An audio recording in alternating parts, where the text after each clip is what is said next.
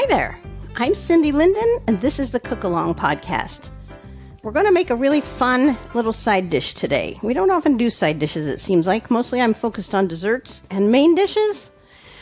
But today this is just a really nice dish that I like to serve with fish, which is what we're having for dinner tonight. It would also go with any number of other things really well. It's called spiced pomegranate rice. And the recipe comes from a place here in Oregon called Imperfect Produce. They sent this recipe along with the box of Imperfect Produce I got one week to use some of the things that were in the box or that were available that week, I guess, for you to sign up to receive. So Imperfect Produce is not always ugly produce. You may have heard of people taking in ugly produce, adopting it. This is sometimes ugly, but sometimes it's scarred. Sometimes it is the wrong size for what the grocery stores want. And they market it to people for delivery on a schedule of those people's choice to households, to regular, ordinary, everyday cooks. While it's mostly produce, they have expanded lately to a lot of other things, different products that have recently gotten new packaging, and so the manufacturer needs to get rid of the old packages. There was one time when I remember they relabeled it to say Imperfect Produce, not quite tricolored quinoa, because I think the manufacturer ended up with some bags that had only 2 colors in it. And so they have these odd kind of things that they've started adding. This falls into the category of things they were selling that week. And here are the ingredients that you will need. 2 tablespoons of olive oil, a small onion, a garlic clove, a cup of basmati rice.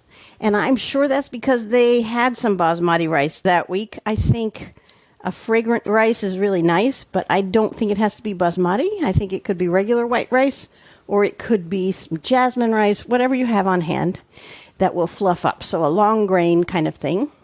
You can even use brown rice or brown basmati rice instead of white rice if you want to. Just remember it takes closer to 45 minutes to cook than what we're going to do, which is 15 to 18. A teaspoon of ground turmeric, a teaspoon of ground cumin, a cup and a half of some kind of broth. It doesn't really matter whether it's vegetable or chicken. I happen to have some chicken that's already open that's in my fridge, so I'm going to use that. A half a cup of pomegranate seeds. Pomegranate seeds can be acquired in 2 different ways that I know of. One, of course, is to get a whole pomegranate and cut it open and remove all the seeds. That sort of kind of can be fun, I suppose, especially if you have kids you can conscript to do it. The other way is that now they sell them in plastic containers, unfortunately, at your grocery store. They come in a couple of different sizes in the refrigerated section of your produce section in your store. And 3 scallions, or in other words, green onions, a 1/4 teaspoon of whatever your favorite chili powder is. And I'm using ancho chili powder because it has a lot of chili flavor, but almost no heat, which is the way I prefer this. But if you want this a little hot, go for whatever you like using, because it's only a 1/4 teaspoon anyway. You need some kosher salt and ground black pepper and some blanched slivered almonds. And I'm going to say 1/3 cup on that. And before we do anything else, what we're going to do is toast the almonds. So let's talk about equipment. You need a medium saucepan. You need something to stir the medium saucepan with. The saucepan should have a lid that fits it. It's not going to cover it all together. So it doesn't matter if it's a really tight-fitting lid, but it should have a lid. I think that's all. So let's do the toasting of the almonds first. Put your saucepan that you're going to use for this whole thing on the stove and turn the burner underneath it to about medium high and let it heat up for a minute while you measure out about 1/3 cup of slivered almonds. Now, this isn't sliced almonds. Sliced almonds are the really thin, flat ones. That would probably work, but I don't find them nearly as interesting because they really don't retain any kind of crunchy texture. They're too thin. The slivered almonds look like, what do they look like? Fingernails. Oh, God. I shouldn't have said that. Toenails. Oh. Anyway, they're that shape. They're white. And hopefully bigger than anything you would cut off your body. That'll probably provide you with a memorable reference for when you're looking for them in the store, one that you will never forget. After I buy them, I put them in a Ziploc bag if they don't already come in one, or a jar that has a good tight lid on it, and I put them in my freezer, because if they just sit around, I don't use them all that often. I really like them, and there are a few things they are completely indispensable in, but if you don't use them often, they will go rancid. Kind of hover your hand about an inch from the bottom inside of your pan that's heating up and see if it's hot yet. Mine is not, so I'm going to move to the next step, which is the onion. I have to cut off some bad part on. This came out of our yard. It's also imperfect. It was smashed too close to its neighbor onion, and so there are parts of it that are really not usable. It shouldn't be a very big onion. You don't need a huge thing. I like sweet onions just because, I don't know, I just do. I don't like the heat in the onion. I like the sweetness of an onion, and if it's sweet enough, like a Walla Walla or sometimes a Vidalia onion, I just like to just eat them. And I know that probably makes me weird, but I know I'm not the only one who does that. These we could thinly slice. That's what the recipe says. I actually want to dice them. I don't really want them standing out as pieces. You can do whichever one. If you're going to just slice them into rings or half rings, do them really thin. And then they'll kind of melt while we're heating them up. Once that's all chopped up in whatever way you decided to do it. Now we're going to check on the pan again. All right, I think it's warm enough. Mine, I'm using a nonstick pan, mostly because it was the right size. But if you have a nonstick pan, this is a good place to use it. Take your slivered almonds and dump them in there. And then get a spatula or something that you can use on the surface of your pan. And spread them out. And then keep an eye on them. We're just going to sort of shuffle them around, because they'll toast in here. We want them against the surface of the bottom of the pan. So get them spread out into a single layer as much as you can. But we can't leave them very long. As soon as they start to smell, which isn't yet, they'll start to smell like toasted almonds, and that's when we need to sort of move them around. Well, maybe my pan wasn't hot enough. And I'm going to do something chancy. And I'm going to come back over to my cutting board. And using my bench scraper, because it seems like that's got a great flat surface, I'm going to squash my clove of garlic so that the skin will slide right off. We just need to peel them so that we can chop it up. We're going to mince it pretty fine. Actually, we're not even going to do that. We're going to crush it. I'm going to use a garlic press. All right, checking the almonds again. Well, they don't smell yet, but I'm moving them anyway because I get anxious about it. Yeah, it was too soon. I didn't need to do that. All right, back into a single layer, which I'm doing this time by just sort of shaking the pan back and forth. Back on the stove. And back to the garlic. When I thought I'd grabbed a large garlic clove, what I actually got was one that broke into several individual garlic cloves. I'm not very fond of that. I really prefer large garlic cloves. They're just easier to peel, they're easier to cut. It takes fewer of them. But I didn't pick this garlic head. My personal shopper did. I've started using grocery curbside pickup, so I just put into their web order page that I need a head of garlic, and whoever it is picks one for me. Most of the time it works out great. It's pretty hard to tell until you start taking it apart how big those cloves are. All right, testing, going back to the almonds. I think they're starting to turn a hair golden. Yours may be done before mine. It may be that the nonstick surface is actually slowing things down. You want them just a little bit toasted, but not burned. They'll probably start to burn pretty much as soon as they start to turn brown. So you really want to pay attention to them. While we're waiting for those to toast, you're going to want to get out a little bowl, because we have to dump these out of this pan, because we need the pan for other things. As soon as they're toasted, we're going to dump them out of here and move on with the recipe. Yeah, I can sort of start to smell the almond a little bit. Boy, this is taking a lot longer than I thought it would. Another way you could do this, I just thought it would be fun to do it all in one pan, but another way you could do this is to throw these on a cookie sheet in a single layer and put the cookie sheet in a 200-degree oven for like 8 minutes. You're going to have to watch it again because they will burn. I've thrown out countless batches of almonds that got more toasted than I really wanted them. You could also do it in your regular full-size oven. It just seems kind of crazy to me to heat up a whole oven to do this. Turn a little toasty. Oh, yes, and absolutely starting to smell good. I would say at this point they are very pale tan. So keep them moving at this point, or some of them are going to burn. And when they smell good and they're mostly sort of pale brown, we're going to dump them out into the bowl. This, by the way, is not a required ingredient, but I find it makes a world of difference to the texture and flavor of the dish. All right, I'm going to call that good, and I'm dumping them now into a little bowl off the side of the stove. Now, into this same pan that you just used, we're going to put 2 tablespoons of olive oil. Oh, I had a little water in my tablespoon from when I washed it earlier. Oh, it's going to spit at me. And then we're going to turn the stove back up to medium-high. If at any point you turned it down, now it's time to turn it back up to medium-high. I want to get my garlic press out. Where's my garlic press? You could also use a zester here, or you can just crush it and throw it in as whole pieces. I don't think that that's very fun because then it doesn't go very far. I'm throwing mine into my garlic press. First I'm going to put the onions in. Back to the bench scraper to scoop up these onions when they're going into the oil.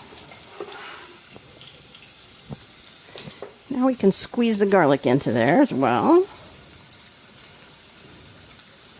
This is always a good start for any recipe. If you see something that wants you to saute some onion and garlic in olive oil, really, that's a great start to any savory recipe.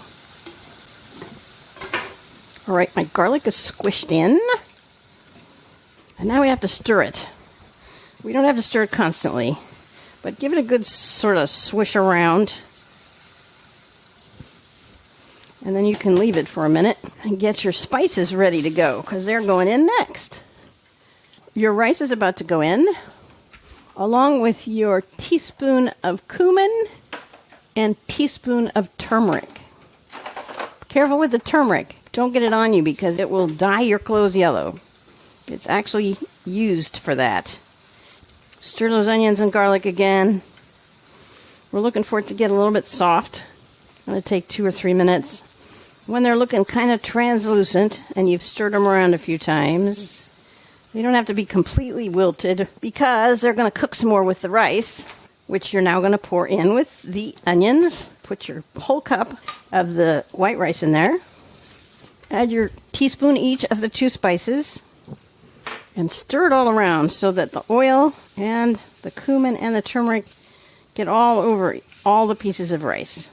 Really spread them around in there. And then we're going to pour in the broth.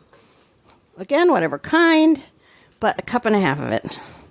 I may only have a cup here. Let's see what I got before I say. Because you could always use water as well. It's just the broth has a lot more flavor. That was my first cup. Now let's see how much is left in this box. Oh, yay. Oh, my goodness. All right, I have a little more than I needed by probably 2 tablespoons. I'm just going to use it. Stir everything up, and now we're going to let it come to a boil. So you might even want to turn it up a little higher. I'm using an aseptic container of Kirkland organic chicken stock, and they are recyclable. Aseptic containers are all recyclable, but did you know you have to take the little plastic spout off of it if you want to recycle it? I did not know that until recently. Somebody who works as a barista in a coffee shop told me that you have to take them off. They know because they go through so many of these of various kinds of milk in a day. They're made to actually come off quite easily. But you do have to make the effort if you want to recycle that. Let's check on the rice. Yep, it's a ways from boiling. And actually, while that's coming to a boil, I'm going to get out my 3 green onions, otherwise known as scallions. If you have scallions, you have the same thing I do. I'm going to wash them. And then I like to just sort of take off the outside layer. It's just a good way to make sure the dirt's all off. It's probably not necessary. It's maybe even wasteful. It's something I learned from my mom. She didn't actually wash them. She just peeled off. You take the outside leaf, stem, whatever you call it, the thing that's sticking out the green end, the outside one, and peel it off over the top of the onion. And it takes off everything. I'm cutting little root ends off, and then we're just going to thinly slice these. The white parts are for the flavor, okay? The green parts, because we're going to go as far as we can here, up the stems until they get icky. And mine are pretty fresh, so they don't look like they're icky at all. We're going to go up the green part. The green part, while it provides flavor, is also just a way to make this look pretty. To have beautiful little green rings in there. Don't cut them very thick. My stuff is starting to simmer here. It's really close. I'm going to let it come to a better boil. See, now I'm chopping faster, and I'm really probably getting pieces that are bigger than what I really want. That's good enough. Well, it's still just simmering. Boiling really means it's super bubbling, and it's not doing that yet, but it's very close. Right, this is boiling now, so I'm going to put a lid over this, but I'm going to put it over so that there's a crack, so that air can escape. And we want to turn this down now. Let's turn it all the way to low. Mine goes low, 1, 2. I'm going to turn it, I think, to 1.5. And what we're looking for is for the liquid to get all absorbed, which is likely to take 15 to 18 minutes. So keep an eye on it. Check it every once in a while. You don't have to stir it. Don't do anything to it. It's going to do its own thing now. As long as you keep an eye on it so that it doesn't dry out and start to burn. As soon as the liquid seems to all be absorbed, take it off the heat, put the lid all the way on, and set a timer for 5 minutes. When your 5-minute timer goes off, come on back to me.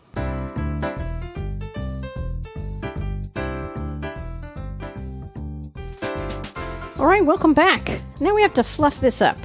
And the easiest way to do that is probably with a fork, but you can just do it with a spoon. When somebody says to fluff it with a fork, I'm always suddenly taken back to my youth when I was helping my mom in the kitchen back in the days when instant mashed potatoes were a new thing and stovetop stuffing was a new thing, and both things, as soon as they were done cooking, which of course isn't very long, it's just 5 minutes or something, then you're supposed to fluff it with a fork. I still like stovetop stuffing for what it's worth. The instant mash, not so much. I use those now to thicken things, not as real food. Once this is fluffed up a little bit, we're going to add everything that's not in there yet. So pour in the pomegranate seeds and the green onions / scallions. And your chili powder. Now, you know what? You can leave this out entirely if you want. I think it's really nice in here. I wouldn't want to leave it out myself, but I do, as I told you, use a pretty mild one. But I love the taste of it in here. And then a little coarse salt. Just a few grinds, because it can be always seasoned at the table. A little fresh ground pepper. Ditto with that. And I'm going to stir it up before I add the almonds, which is the next thing. Let's stir these things in together first so it's pretty well mixed up before we add the almonds. I don't want the almonds to sit here and get soggy. I like them to stay just a little crisp. So get this all stirred up together. It's looking beautiful. And once you've got everything else stirred in, throw those almonds over the top and stir those in as well. Yeah, man. Oh, my goodness. This smells so good. It looks pretty, and it smells wonderful. Wonderful. Get a picture of it for you for the website, which, again, you can visit at thecookalongpodcast.com. That's where all the pictures get posted. I'd be thrilled if you'd visit my Patreon page, where you can contribute to helping me make this podcast. I hope you will tell your friends about this dish and encourage them to listen to this podcast. This is a cool thing because it's easy and quick enough to be appropriate for a family meal, but it's also just dressy enough with the red and the green and the almonds in there to work for a company side dish as well for dinner guests. I'm having it with some steelhead trout this evening. I'll be back soon with another podcast. Who knows what it'll be? Nobody knows. Anything could happen. So until next time, happy cooking!